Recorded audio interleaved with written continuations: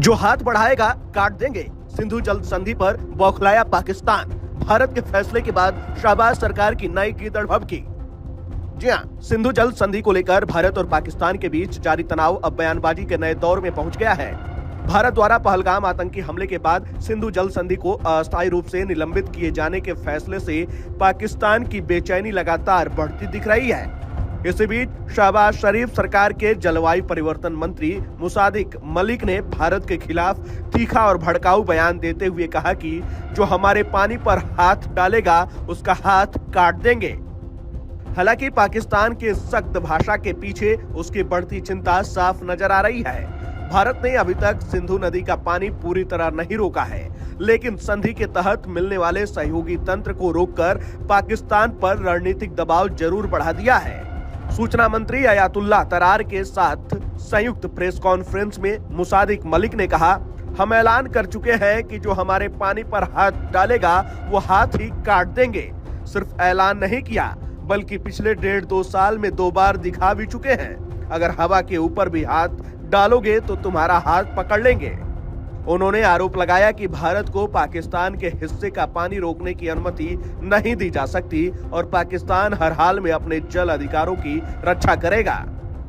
आखिर क्यों बौखलाया पाकिस्तान? असल वजह भारत का वह बड़ा फैसला है जो पहलगाम आतंकी हमले के बाद लिया गया।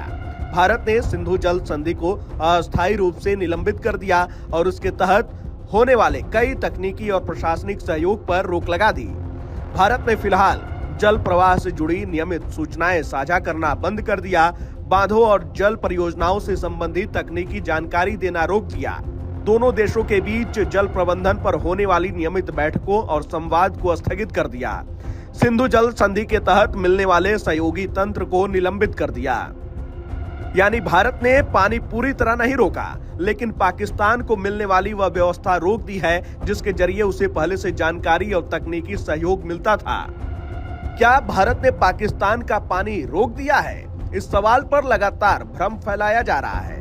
वास्तविक स्थिति यह है कि सिंधु नदी और उसकी सहायक नदियों का प्राकृतिक जल प्रवाह अभी भी पाकिस्तान की ओर जा रहा है। भारत ने फिलहाल नदी का पूरा पानी नहीं रोका है, लेकिन संधि के तहत मिलने वाली कई सुविधाओं और संस्थागत सहयोग को रोककर पाकिस्तान पर कूटनीतिक और रणनीतिक दबाव बनाया है।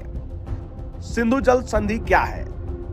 सिंधु जल संधि वर्ष 1960 में भारत और पाकिस्तान के बीच हुई थी। इस समझौते में विश्व बैंक ने मध्यस्थ की भूमिका निभाई थी। वहीं इस संधि के तहत पूर्वी नदियां रावी, ब्यास और सतलुज का उपयोग भारत के हिस्से में आया। पश्चिमी नदियां सिंधु, झेलम और चिनाब का अधिकांश जल पाकिस्तान के उपयोग के लिए निर्धारित किया गया। भारत को पश्चिमी नदियों पर सीमित उपयोग जैसे जल विद्युत परियोजनाएं और सिंचाई की अनुमति दी गई।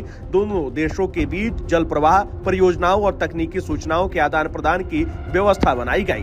पिछले 6 दशकों से यही संधि दोनों देशों के बीच जल बंटवारे का आधार रही है।